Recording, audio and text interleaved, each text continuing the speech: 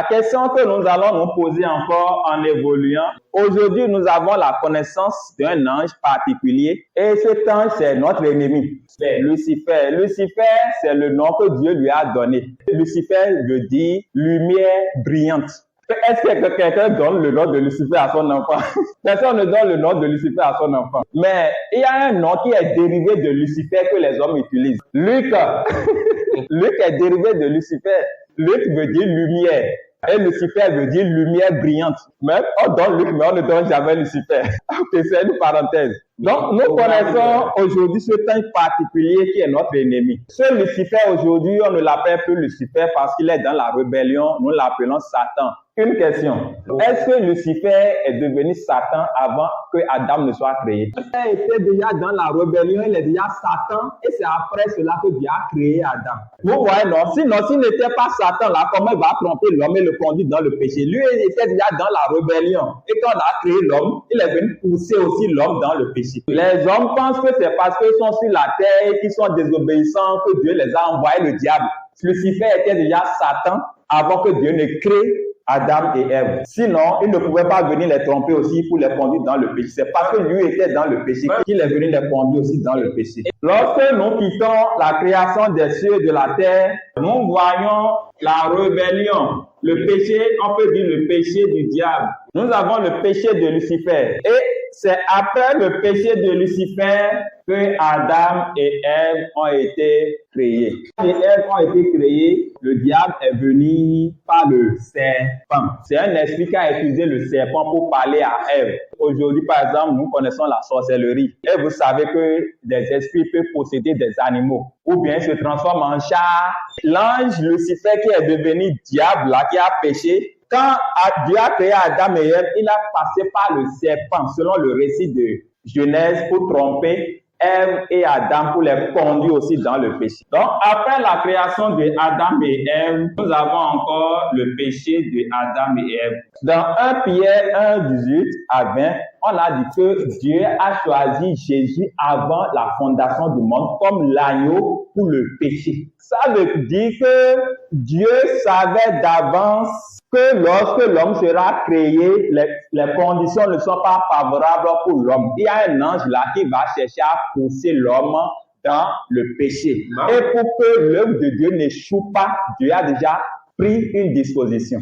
Maintenant, avec ça, est-ce que Dieu veut que les hommes aillent dans la perdition? Il ne veut qu'aucun homme aille dans la perdition parce qu'il a préparé la solution pour la chute de l'homme avant même de créer l'homme.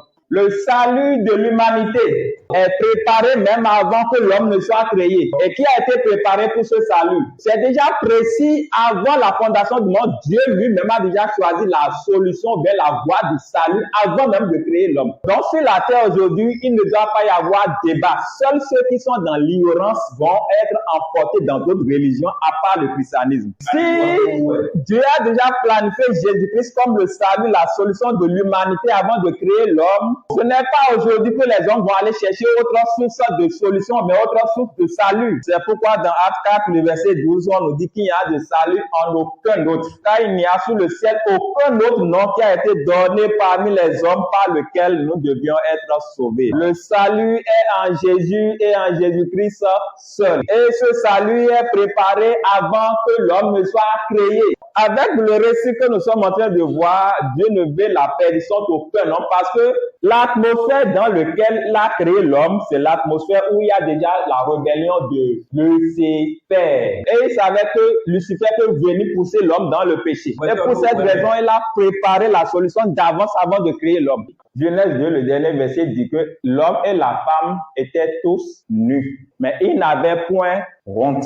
Donc, ce n'est pas le péché qui a fait qu'ils sont devenus nus. Donc, ils n'avaient pas péché et la Bible dit qu'ils étaient tous deux nus. Mais ils n'avaient pas honte l'un de l'autre. Maintenant, qu'est-ce qui est arrivé quand ils ont péché? Quand ils ont péché là, ils ont commencé par avoir honte. Donc, le péché amène la négation. Le péché n'amène pas des choses positives. Et pour aucune raison, nous ne devons chérir le péché. Et le péché qu'ils ont commis, ce n'est pas le péché du sexe. C'est pas parce qu'ils se sont connus l'un l'autre qu'ils ont péché. Je dis cela parce que certains disent que le fruit défendu, que c'est quoi?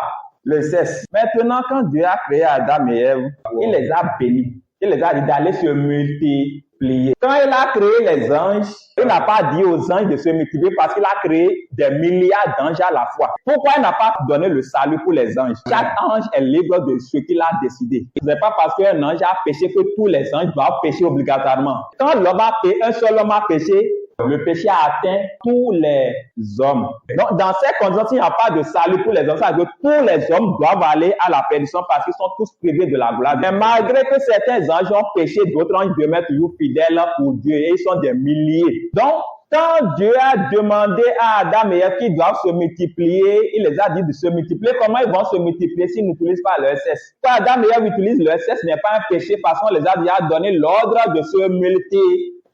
Ça, c'est des fausses histoires. Dire que le fait de défendre le sexe, c'est faux, c'est pas biblique. Maintenant, quand ils ont péché, Dieu est venu. Quand Dieu est venu, combien de personnes sont en jeu et Dieu est venu les juger? Le péché a impliqué 3 personnes. Qu'est-ce que Dieu a dit à Adam? Il mangera à la sueur de son front. Et qu'est-ce qu'il a dit à Ève? Ève enfantera dans la douleur. Qu'est-ce qu'il a dit à Satan? La postérité de la femme va lui écraser la tête. Maintenant, entre les 3, la sentence de qui est plus grave?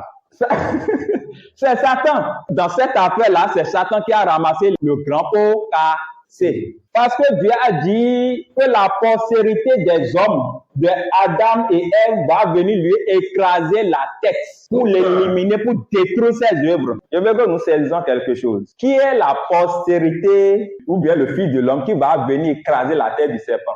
La postérité, et non les postérités, la postérité de la femme va écraser ta tête. C'est Jésus. Et c'est Jésus. Quand vous allez dans 2 Colossiens 2, le verset 14 et 15, qu'est-ce qu'on a dit?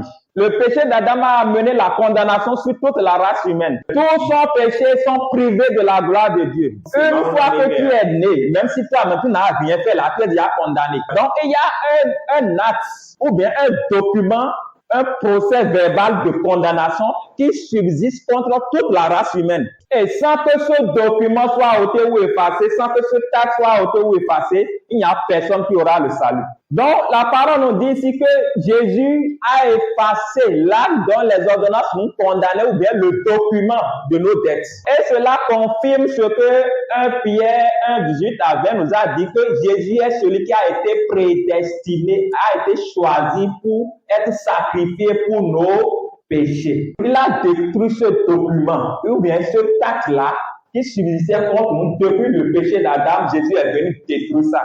Dans Louis II, on dit qu'il a dépouillé les autorités et les dominations et les a livrées publiquement en spectacle en triomphant d'elle par la croix. Donc, ce que Dieu a annoncé ici dans Genèse 3,15 pour dire que la postérité de la femme va écraser la tête du serpent qui est le diable là. C'est ça Jésus est venu accomplir à la croix. Pour donner le salut à toute l'humanité et détruire le diable. Et c'est ça, on avait annoncé ici comme Jésus, l'agneau de Dieu, prédestiné avant la fondation du monde. Donc ça veut dire que Dieu avait un plan avant la fondation du monde et ce plan est en train d'être exécuté progressivement. Tu es dans le plan de Dieu, tu n'es pas un hasard sur la terre. Et Dieu a les solutions à tes problèmes avant que les problèmes ne viennent. Si tu cherches Dieu, tu trouveras la solution à tes problèmes.